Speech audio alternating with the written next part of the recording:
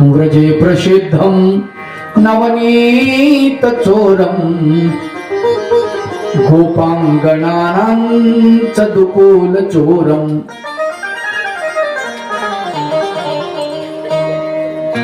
अनेक जन्मार्जित पाप चोरम चोराग्रगण्यं कृष्णं नमामि चोराग्रगण्यं कृष्णं नमामि चोराग्रगण्यं कृष्णं नमामि मन्दं हसन्तं प्रभयालसन्तं जनस्य चित्तं सततं हरितं प्रेमोमितान्तं मधुनादयन्तं बालं मुकुन्दं मनसा स्मरामि बालं मुकुन्दं मनसा स्मरामि बालं मुकुन्दं मनसा स्मरामि। भगवान कृष्ण भगवान जय।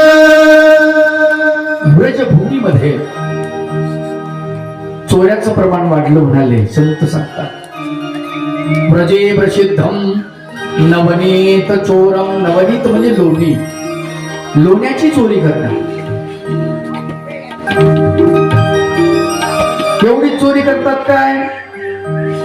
गोपांगणांचं दुकूल चोरम, गोपांच्या अंगणा म्हणजे स्त्रिया पत्न्या, त्यांचं दुकूल म्हणजे दही आणि दूध याची चोरी करतात। एवढी चोरी करतो का तो कृष्ण? अनेक जन्मार्जित पाप चोरम, अनेक जन्मामध्ये आपण अर्जन केलेलं पाप, त्या पापाची तो चोरी करतो। आणि म्हणून अशा चोराला चोराग्रगण्यं कृष्णं नमामि। कसा आहे तो भगवंत? मंदं हसन्तं प्रभयालसन्तं, काय सुंदर दिसते त्याचा मुखडा, किती सुंदर आहे। आपण चित्रपटातले गाणे फक्त ऐकतो, मुखडा चांद का तुकडा, नाही ऐकतो ना, आणि आपल्याला वाटतं वा वा वा काय मस्त गाणं आहे। अरे पण वेड्यांनो, चंद्राला झीज आहे, क्षय नावाचा रोग आहे चंद्राला। भगवंताचं मुख असतंय का?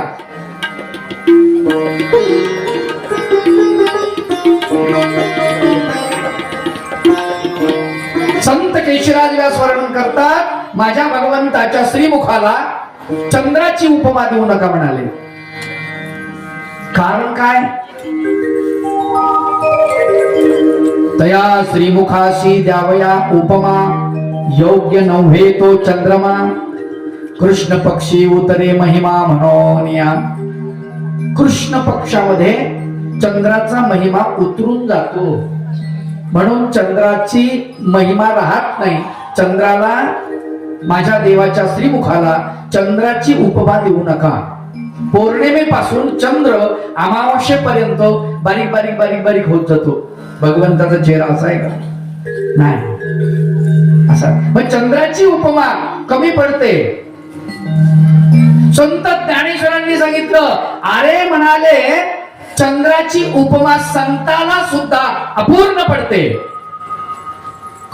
चंद्र संपूर्ण एखादी वेळ, चंद्र एखादी वेळ संपूर्ण आहे पौर्णिमेच्या दिवशी, पण हे सदा पुरते। पण संत मात्र सदा पुरते आहेत। संत जर पुरते आहेत तर भगवंताचा चेहरा कसा असेल? म्हणून माझ्या देवाच्या चेहऱ्याला चंद्राची उपमा देऊ नका। म्हणजे सूर्याची द्यायला अडचण आहे का? म्हणजे नाही। सूर्य अस्ताला जातो। सूर्य काय होतो? दिवस मावळल्यानंतर अस्ताला जातो उगवलेला सूर्य। एवढा प्रखर आमच्या भगवंताचं मुख आहे का? इतकं गरम नाही। म्हणून सूर्याची उपमा नको, चंद्राची उपमा नको भगवंताच्या श्रीमुखाला। हे किडाळ आहे म्हटले, कीड आहे चंद्राची उपमा देणं। लक्षात, आपल्या तोंडाला चंद्राची उपमा दिली तर हरकत नाही, चंद्रमुखी म्हणा, सूर्यमुखी म्हणा, अग्निमुखी म्हणा, काय म्हणायचं ते म्हणा, आपले चेहरे असे आहेत नाही का, पण भगवंताचा चेहरा सदा प्रसन्न. त्याच्या की पगडी बांधे सुंदर कितना सुंदर लागे बिहारी, कितना की पगडी बांधे सुंदर कितना सुंदर बिहारी, कितना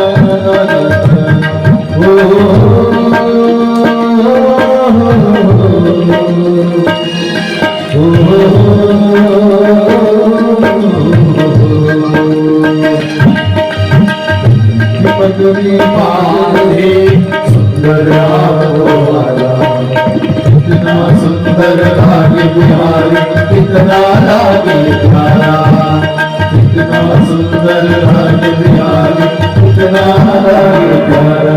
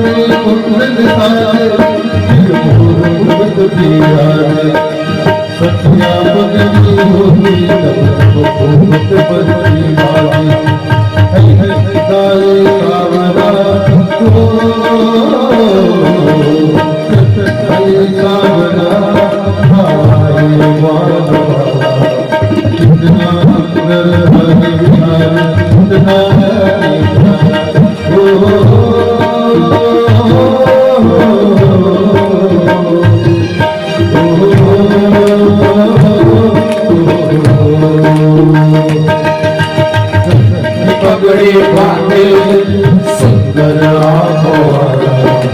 कितना सुंदर लागे बिहारी, कितना लागे प्यारा, कितना सुंदर लागे बिहारी, कितना लागे प्यारा, कितना सुंदर लागे बिहारी, कितना लागे प्यारा. परब्रह्म परमेश्वर भगवान इंद्राचं श्रीमुख अत्यंत देखणं सुंदर विलोभनीय, बघावं तर बघतच राहावं अशा प्रकारचं सौंदर्य भगवंताच्या श्रीमुखावरती आहे. संत त्याचं वर्णन करतात. संत केशराज व्यासांनी परब्रह्म परमेश्वर सर्वज्ञ श्री चक्रधर प्रभूच्या श्रीमुखाचं वर्णन केलं आणि त्या श्रीमुखाच्या वर्णनामध्ये फक्त 2 ओठ निवडले. 2 ओठ, एक तर 2 ओठाचं वर्णन आहे. एक वरचा ओठ, एक खालचा ओठ चक्रधर भगवंताच्या. त्या 2 ओठाचं वर्णन 1500 ओव्या लिहिल्यात. 1500 काय लिहिलं असेल? 1500 ओव्या 2 ओठाचं वर्णन. एका ओठावरती करुणा बसलेली आहे आणि दुसऱ्या ओठावरती परा बसलेली आहे. परा नावाची शक्ती भगवंताची. आणि एका ओठावरती करुणा बसली आणि दोघी भांडतायत. करुणा म्हणते परेला, परा म्हणते मी श्रेष्ठ आहे. परा म्हणजे परमेश्वरानं दिलेलं ज्या वाणीतून ज्ञान, त्या वाणीला परावाणी असं म्हटलेलं आहे. ती म्हणते मी श्रेष्ठ आहे. करुणा म्हणते अगं तू श्रेष्ठ आहे मला कसं पटतं? पटत नाही. तुझ्यापेक्षा श्रेष्ठ कृपा आहे. परब्रह्म स्वरूप जर जवळी नसती कृपा, तरी उदासा माय बापा कैसे आपुलेपण. हे भगवंता, हे परब्रह्म स्वरूपा, तुझ्याकडे कृपा जर नसती ना, कृपेला उचंबळ आलेला आहे म्हणून सृष्टीची रचना भगवंत करताय. तर उदास हा माय बापा, तुम्ही उदास असता भगवंता आणि आपले पण तुमचं आमच्याबद्दल नसतं राहिलं प्रभू. ही सगळी कृपेची किमया आहे. दोघीचं भांडण सुरू आहे. परा आणि करुणा. आणि या भांडणामध्ये 1500 ओव्या खर्च केल्या. संत केशिराज व्यासांनी काय वर्णन केलं असेल. आम्ही गाणे पाहतो, वर्णन आहे, स्त्रियांचं वर्णन, पुरुषांचं वर्णन, ज्याला विषयाचं वर्णन म्हटलं जातं. बैकी बैकी झुलपी मैकी मैकी आके, संपलं वर्णन. त्याच्या पुढे काही वर्णन नाही आहे. आपली जीभ थिटावते पुन्हा वर्णन. किती सौंदर्याचं किती वर्णन करणार. आपल्याला काही उपमा देता येत नाही, म्हणून आपण म्हणतो तुझे गाल टमाट्यासारखे आहेत, ओठ गुलाबाच्या पाकळी सारखे आहेत. अरे मग ते हाय काय, गुलाबच बरं आहे ना त्याच्यापेक्षा, टमाटे चांगलेत ना. डोळे हारणासारखे, मग हारणच चांगलं आहे ना, नाही का. आम्हाला करता येत नाही वर्णन, संत सुंदर वर्णन करतात. आरक्त चरण तळवे ऊर्ध्वरेषा तयावरी, उंच धुरा सुघोटी निर्माटंक वर्तुळा, नखे सुधाकर शोभे बाहुनी देवलाजती, भूतऱ्या सरळ देखा जाणू त्या कर्दळी सम, सखोल नाभिका रंध्र जीवन ऊर्जा समाविते, उंच वक्षस्थल शोभे मल्ल जैसा धुरंधर, नितळ मुडपे देखा दंडा किवर किव, अदान बाहुते हस्त अभया वरदायक, आंगुळ्या सर्वादाही दिसती तेज पुण्य त्या, चंद्रबिंबाकृती नखे भवाचे बंद खंडिती, हनुवटी अर्धचंद्र ओष्टपुटा रक्तही, सरळ नाशिका शोभे भ्रुमध्ये चंदना टिळा, विशाल बाल प्रदेश कपोल उंच शोभते, नेत्र युगून कृपाळू देखता प्रेम वर्षती, शुभ्रता दंडपंथीसी रत्नमालात वासते, कर्णयुग कनवाळू न घेती दोषाई कुणी, श्रीकंठी शोभती रेषा त्रिरेषा उदरावरी, वाम भावैवरी कांती भ्रुकुटी धनुषाकृती. फार सुंदर वर्णन. भगवान चक्रधर प्रभूचं वर्णन या काव्यामध्ये आलेलं आहे. अप्रतिम वर्णन आहे, अप्रतिम वर्णन. परब्रह्म परमेश्वर भगवान गोपाल कृष्णाचं वर्णन संत करतात, ऋषी महर्षी. फार सुंदर वर्णन आहे.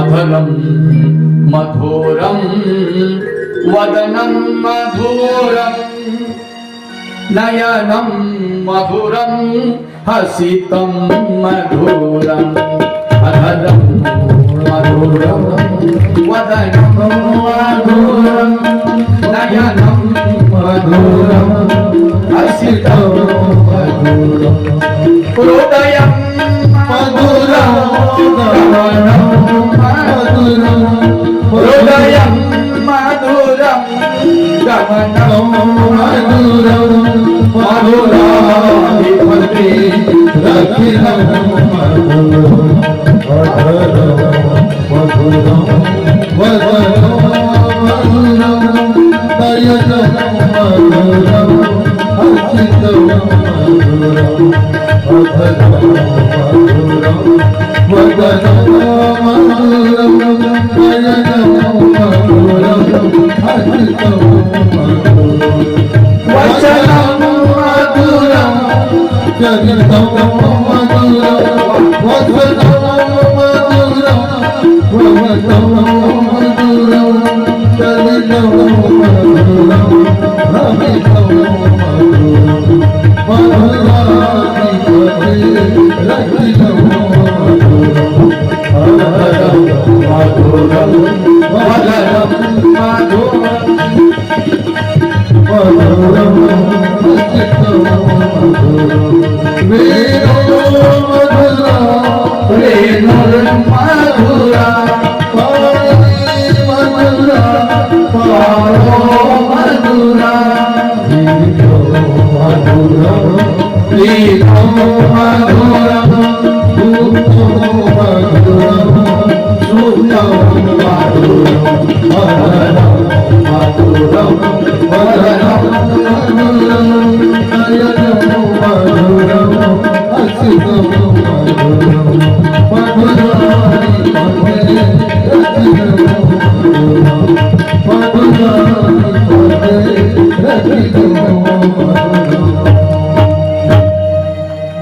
वेणूर मधुरा रेणूर मधुरा.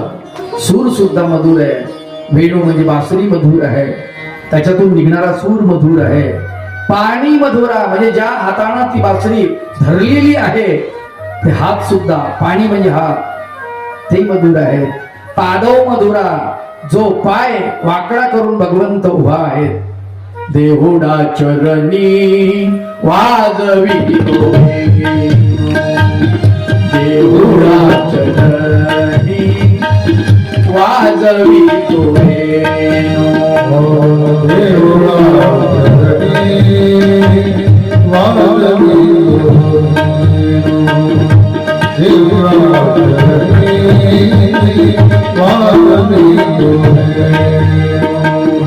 गोपिकार म्हणो स्वामी माझा गोपिकार म्हणो स्वामी माझा देखिला गे माई यमुनेचा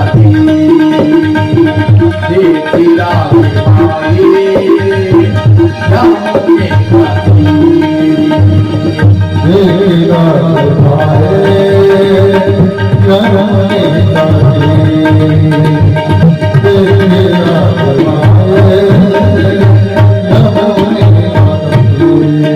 हात खात्यावरी राधिकेच्या हात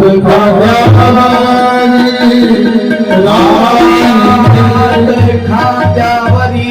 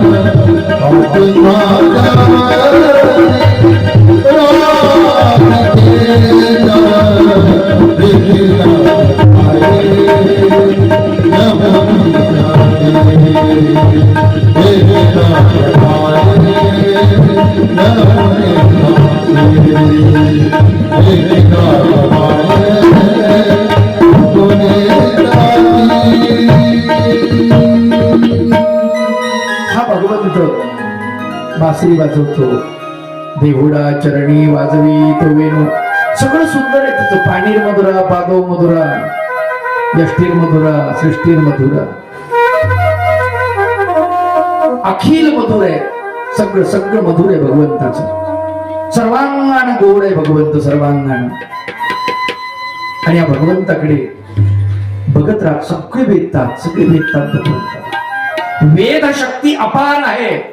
स्वामी चक्रधर महाराज लीळा चरित्र नावाच्या ग्रंथामध्ये गोपाल कृष्ण भगवंताचं वर्णन करतात. ऐसे गाते वेदाचार्य. वेदाचे आचार्य. वेद शक्ती प्रचंड प्रमाणामध्ये खेचून घेण्याची शक्ती. भगवंताकडे बघितलं की पशु पक्षी सगळे सगळे आकर्षित होतात.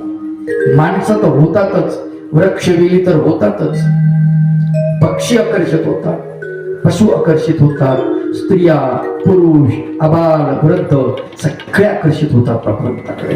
देखणाच इतका आहे. कुणालाही वाटतं हवं हवंच. बघा तुम्ही एखाद्या रेल्वेत तुम्ही बसला किंवा एसटी मध्ये आणि समोर एखादं बाळ घेऊन एखादी माऊली बसलेली आहे. छोटस बाळ आहे आणि ते बाळ तुमच्याकडे पाहतं. अचानक तुमची त्याची ओळख नसते, त्या बाईची ओळख नसते. कोण्या जातीची आहे ती बाई ती माहित नसतं, कोण्या समाजाची आहे, कोण्या धर्माची आहे काही माहित नसतं, कोण्या गावची आहे तुम्ही ते तिला माहित नसतं, त्या बाळाला तर अजिबात माहित नसतं. पण तुम्ही त्याच्याकडे पाहता, एकटक पाहता, त्याची तुमची नजरानजर होते आणि ते हसायला लागतं.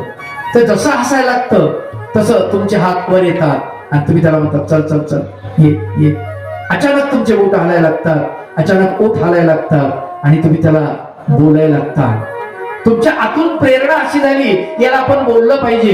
कुणी तुम्हाला पैसे दिले नाही, कुणी तुम्हाला दक्षिणा दिली नाही, कुणी तुम्हाला पगार दिला नाही, कुणी तुम्हाला बिदागी दिली नाही, रोज मजूर दिला नाही की बोल या पोरासी, पण तुम्ही आपोआप बोलायला लागता. का? एक आकर्षण, एक वेद आलं का लक्षात? ते बालकाकडे वेद असतो.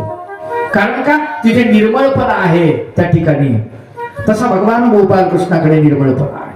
भगवान गोपाल कृष्ण गोकुळामध्ये सगळीकडे खेळ क्रीडा करतायत. अनेक लीळा ज्या आहेत ना, त्या लीळाही अशा प्रकारच्या आहेत की त्या लीळा आपण समजून घेतल्या पाहिजे, समजून घेतल्या.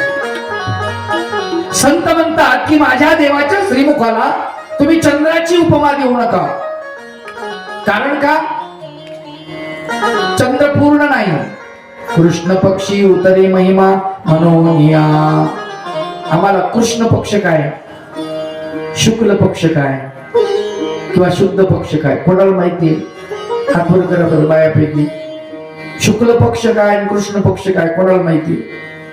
काही अडचण नाही, सांगू नका, विचारत नाही, पण हातवर करा माहित असेल तर. कोणाला माहितीये? किती अवघड गोष्ट आहे, नाही माहिती आपल्याला.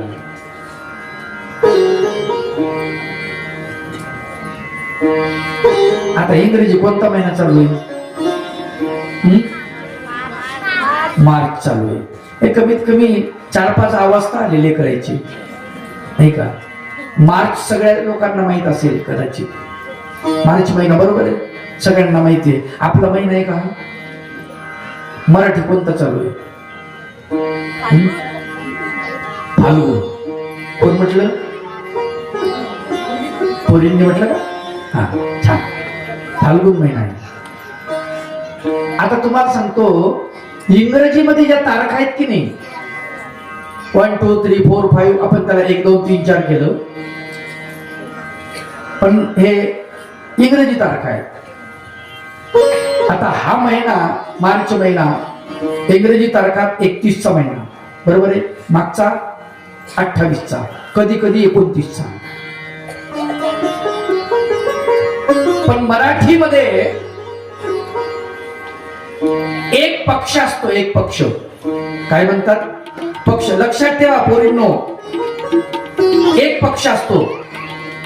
एका महिन्याचे 2 पक्ष असतात. एका महिन्याचे 2 पक्ष. पक्ष म्हणजे असे नाही, पक्ष म्हणजे पंधरवाडा. पक्ष म्हणजे काय? पण जसा हप्ता. हप्ता म्हणजे काय? सप्ताह. हो, संस्कृत मध्ये त्याला सप्ताह म्हणतात, मराठीत हप्ता. हप्ता हप्ता हप्ताला म्हणतात. पगाराचा हप्ता, बाजाराचा हप्ता बोलतो ना आपण. तस पक्ष म्हणजे 15 दिवस.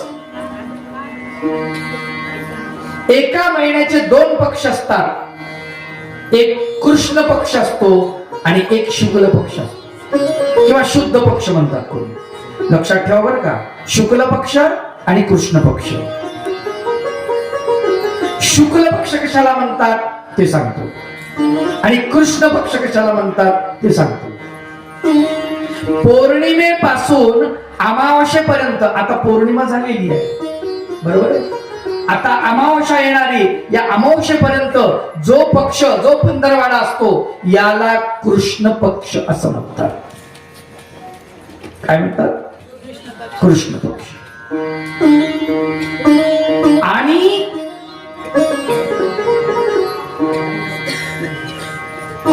म्हणजे पौर्णिमेपासून पुढे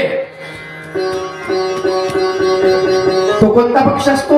अमावस्येपर्यंत शुद्ध पक्ष किंवा शुक्ल पक्ष. आता पक्ष म्हणजे पंधरवाडा. पक्क लक्षात ठेवा, पक्ष म्हणजे काय? पंधरवाडा. मग या पंधरवाड्याच्या तारखा असतात. तुम्हाला माहिती का? कोणाला माहिती? मी शिबिरात शिकवलं होतं पोरींना, पोरांना माहितीये पहा. शिबिराला जे आले होते शिबिरावरती त्यांना माहिती आहे. हा, शिबिरार्थी वगळून बाकीच्यांना कोणाला माहिती आहे? नाही माहिती? माहिती आहे? बरोबर. एक दोन सांगा तिथी. एखादी एकादशी एकदम 11वी. बर ठीक आहे, एक तरी सांगितली घेऊ. दुसरं कोणी? प्रतिपदा. वा, प्रथमा. बरोबर. प्रथमापासून सुरुवात आहे. अमावस्या झाली की प्रथमा, द्वितीया, तृतीया, चतुर्थी, पंचमी, षष्ठी, सप्तमी, अष्टमी, नवमी, दशमी, एकादशी, द्वादशी, त्रयोदशी आणि पौर्णिमा किंवा अमावस्या. मागे जर अमावस्या झाली असेल तर आता पौर्णिमा, मागे जर पौर्णिमा झाली असेल तर आता अमावस्या. याला म्हणायचं पक्ष. काय म्हणायचं? पक्ष. मग कृष्ण पक्षामध्ये चंद्राचा महिमा उतरून जातो. चंद्र बारी बारी बारी बारी होत जातो. अलग अलग. म्हणून चंद्राची उपमा देऊ नका म्हणतात संत. भगवंताच्या श्रीमुखाला ती उपमा देऊ नका. इतका सुंदर भगवंताचा चेहरा, इतका सुंदर. गोकुळामध्ये परब्रह्म परमेश्वर भगवान गोपाल कृष्णाच्या ज्या लीळा घडत आहेत त्या लीळा आपल्याला समजवण्यासाठी आहे. लक्षात घ्या. काही लोक त्याचा वेगळाच अर्थ काढतात. वेगळाच अर्थ काढतात. गोपिका स्नान करायला नदीमध्ये गेल्या आणि अंगावरची वस्त्र लटकवून ठेवले झाडावरती. फांद्या खाली खाली आहेत त्याच्यावर लटकवले. आणि भगवंत आले आणि त्या झाडावरती बासरी वाजवत बसले. कदंब नावाचा वृक्ष आहे तो. आपल्या आश्रमात लावलाय तो वृक्ष. आता मी कदंब नावात, त्याचं नावच आहे कदंब किंवा कळंब वृक्ष म्हणतात कोणी त्याला. अशा त्या कदंब वृक्षाच्या फांद्यावरती त्या गोपस्त्रियांनी आपले लुगडे ठेवलेले आणि भगवंत त्या फांदीवरती जाऊन बसले. लीळा बघा बरं का. भगवंताचं वय त्यावेळेस 5 ते 7 वर्षाच्या दरम्यान. किती? 5 ते 7. आता आताचा विचार करू नका. 50 वर्षापूर्वी